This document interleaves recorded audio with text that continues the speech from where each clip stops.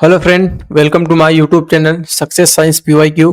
तो आज हमारा प्रैक्टिस सेट नंबर 13 है, जिसमें आज हम लोग ग्रुप डी से संबंधित जो प्रीवियस ईयर क्वेश्चंस है, जो रेलवे में अभी तक जो क्वेश्चंस पूछे जा चुके हैं, उनका मैं यहाँ पे कॉम्बिनेशन सेट लेके आ रहा हूँ। जैसा कि आप लोग को पता होगा, अगर आप लोग पहले से वीडियो देखते आ रहे होंगे। तो आज हमारा प्रैक्टिस सेट नंबर 13 है। तो इससे पहले मैंने सारे वीडियो को अपलोड कर दिया हूँ डिस्क्रिप्शन बॉक्स में, आप वहां से जाके जानकारी ले सकते हैं। प्लेलिस्ट वहां पे दे दूंगा और प्रैक्टिस सेट 1 से देखना स्टार्ट करेंगे आप लोग। तो चलिए हम लोग फर्स्ट क्वेश्चन आज हम लोग का यहाँ पे चले गए। अभी हमारा टिश्यू चैप्टर का प्रीवियस ईयर क्वेश्चन चल रहा है, जो आपके पिछले साल एग्जाम में जितना भी अभी तक रेलवे एग्जाम कंडक्ट करवाया सब में पूछा जा चुका है। जो उस क्वेश्चन का मैं यहाँ पे सीरीज लेकर आया हूँ। सबसे फर्स्ट क्वेश्चन है, उत्तक में मैट्रिक्स होते हैं और कोशिकाएं मैट्रिक्स में सन्निहित होती है। क्वेश्चंस बोल रहा है, खाली स्थान उत्तक में मैट्रिक्स होते हैं और कोशिकाएं मैट्रिक्स में सन्निहित होती हैं। आरआरबी ग्रुप डी 27/11/2025 शिफ्ट 3 में ये क्वेश्चंस पूछा हुआ है। ऑप्शन ए है संयोजी, ऑप्शन बी तंत्रिका, ऑप्शन सी पेशी, ऑप्शन डी उपकला। क्वेश्चंस ध्यान से समझेंगे।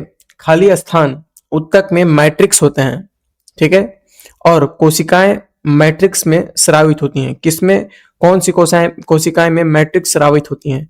तो याद रखना, जो संयोजी उत्तक होते हैं उसमें मैट्रिक्स होते हैं और कोशिकाएं मैट्रिक्स में स्रावित होती हैं, यानी ऑप्शन ए यहाँ पे आपका करेक्ट आंसर हो जाएगा।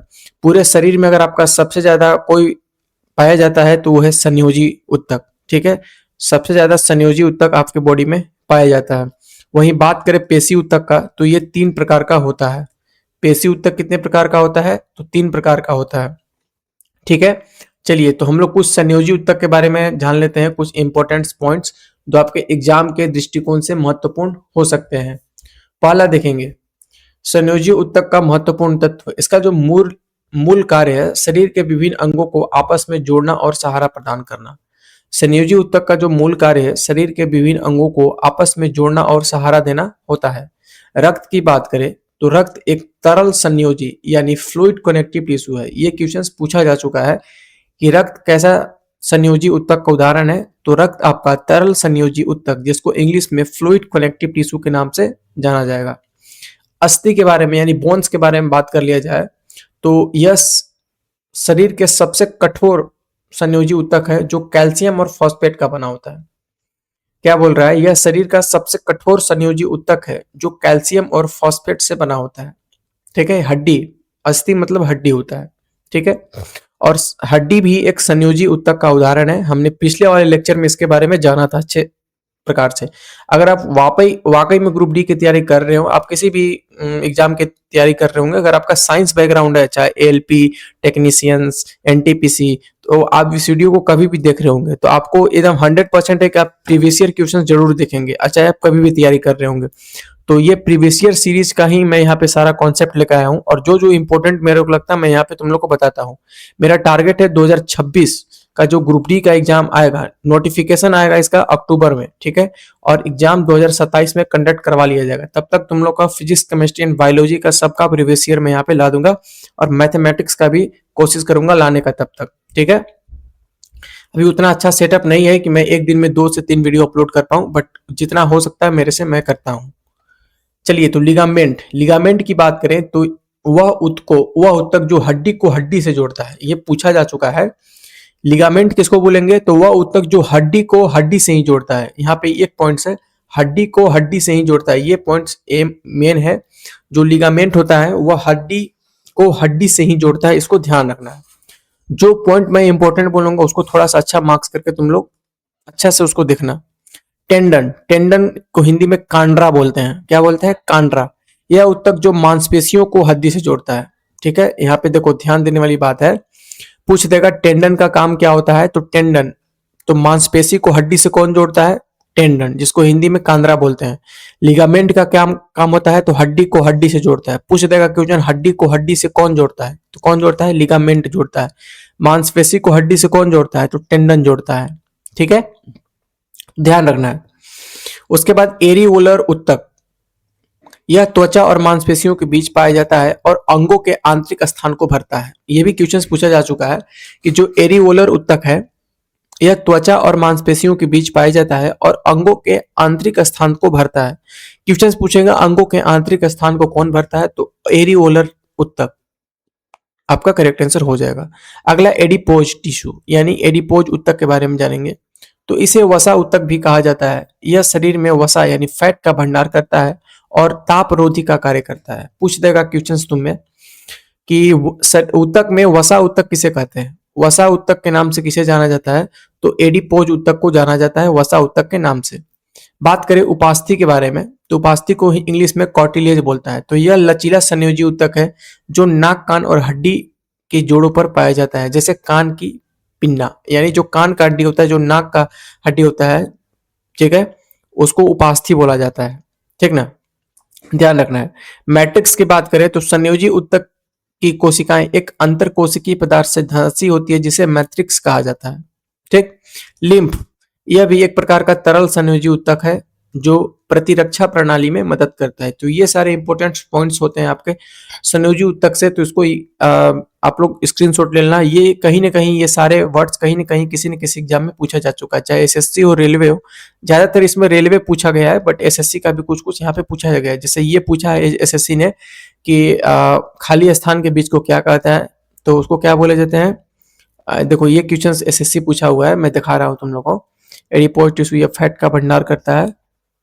यहाँ देखो संयोजी उत्तक की कोशिकाओं में अंतर कोशिकीय पदार्थ धंसी होती है जिसे मैट्रिक्स कहते हैं। ये क्वेश्चन पूछा जा चुका है, जिसे क्या बोलते हैं, मैट्रिक्स कहते हैं। ये एसएससी ने पूछा हुआ है और रेलवे में लगभग सारे क्वेश्चन पूछे जा चुके हैं, तो उसको स्क्रीनशॉट ले लो। नेक्स्ट क्वेश्चन नंबर 2, पेशी उत्तक कितने प्रकार के होते हैं। जस्ट मैंने पीछे बताया था कि पेशी उत्तक कितने प्रकार के होते हैं, तो 3 प्रकार के आपके पेशी उत्तक होते हैं। नेक्स्ट क्वेश्चन देखते हैं हम लोग, क्वेश्चन नंबर 3।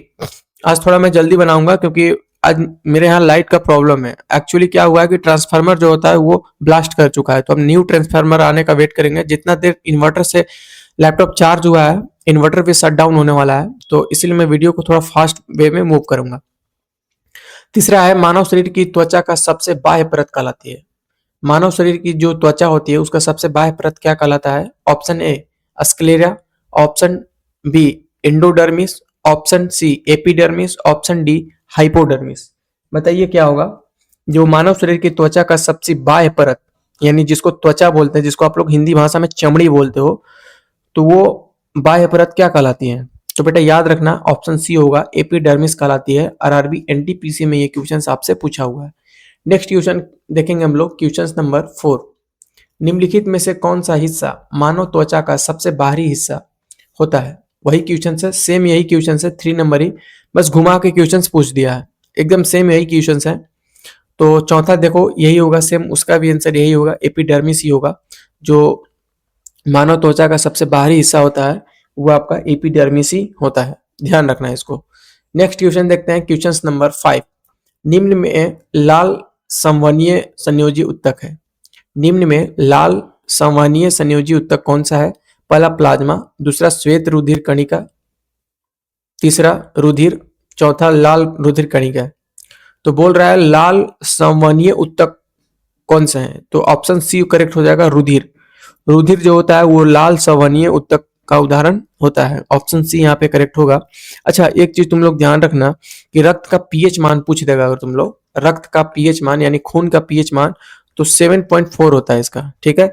और हल्का क्षारीय प्रकृति का होता है, इसको ध्यान रखना है, हल्का क्षारीय प्रकृति का ये आपका होता है, इसको ध्यान रखना। ये पूछा जा चुका क्वेश्चन है। देखो 7 से नीचे जितना रहता है, मैं केमिस्ट्री जब पढ़ाऊंगा तो उसमें बताऊंगा, 7 से नीचे वाला एसिड होता है, 7 होता है तो न्यूट्रलाइजेशन होता है यानी उदासीकरण, 7 से ज्यादा होगा तो आपका क्षार हो जाएगा। तो 7.4 7 से ज्यादा है तो ये हल्का क्षारीय प्रकृति का होता है, इसको ध्यान रखना है।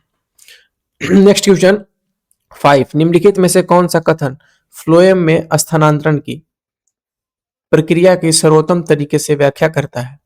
ऑप्शन ए यह कोशिका क्रिया के कारण होता है, ऑप्शन बी यह विसरण युक्त एक निष्क्रिय प्रक्रिया है, ऑप्शन सी यह गुरुत्वाकर्षण के कारण होता है, ऑप्शन डी यह एक सक्रिय प्रक्रिया है जिसमें ऊर्जा की आवश्यकता होती है। बताइए इसमें कौन सा ऑप्शन करेक्ट हो जाएगा। निम्नलिखित में से कौन सा कथन फ्लोएम में स्थानांतरण की प्रक्रिया की सर्वोत्तम तरीके से व्याख्या करता है। तो इसका करेक्ट आंसर डी हो जाएगा, इसको ध्यान रखना है। यह एक सक्रिय प्रक्रिया है जिसमें ऊर्जा की आवश्यकता होती है। आरआरबी मिनिस एंड आइसोलेटेड कैटेगरी में ये क्वेश्चन पूछा हुआ है।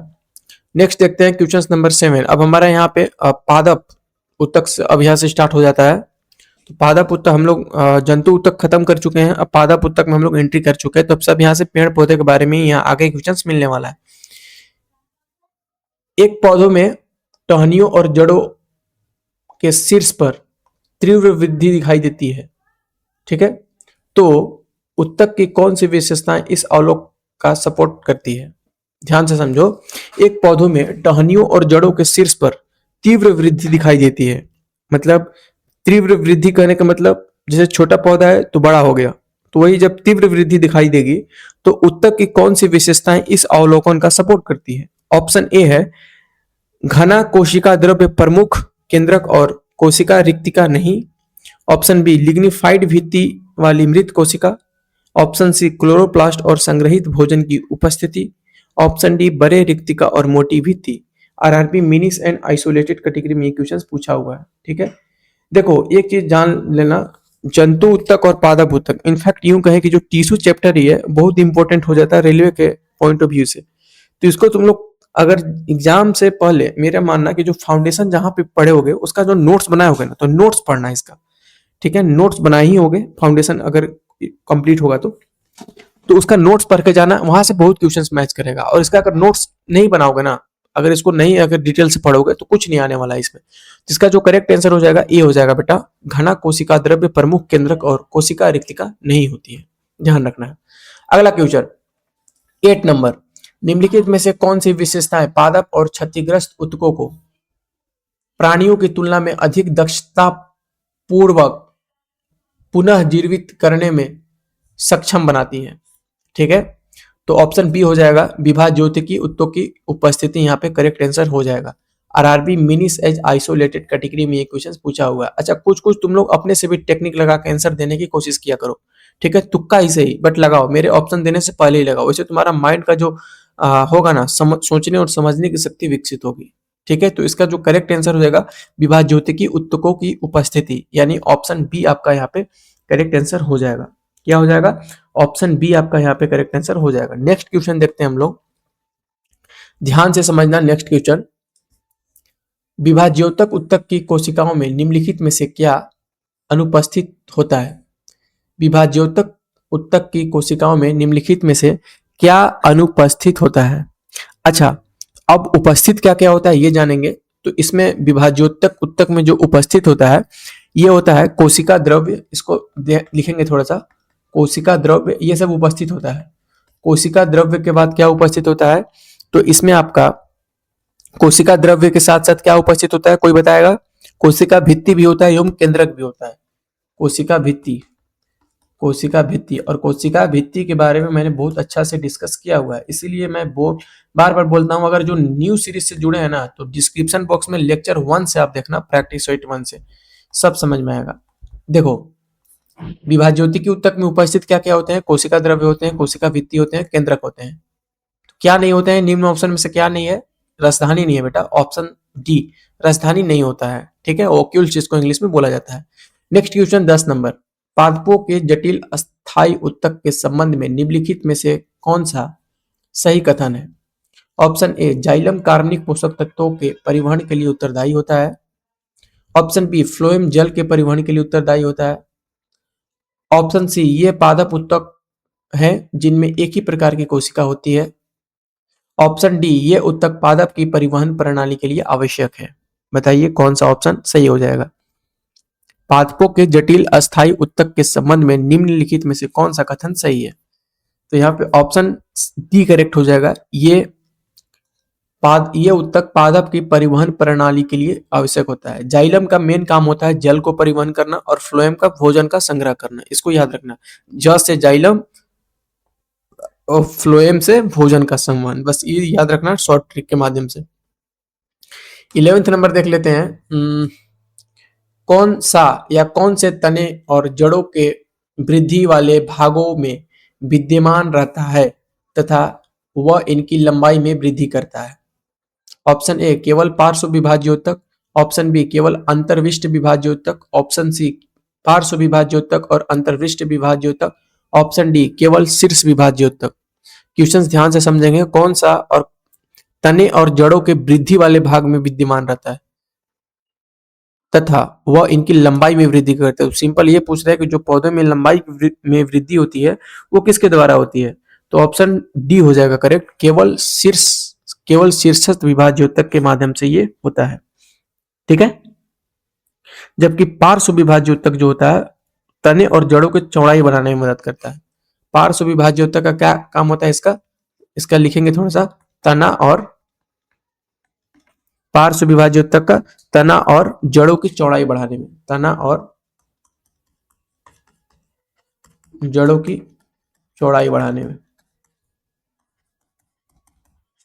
ठीक है, तो आज के सेशंस को हम लोग यही रखते हैं, मेरा लैपटॉप शट डाउन होने वाला है। ठीक है, तो अगर चैनल पर नए होंगे तो प्लीज सपोर्ट एंड सब्सक्राइब करना, अपने दोस्त के साथ शेयर करना। ऐसे ही जुड़े रहने के लिए धन्यवाद।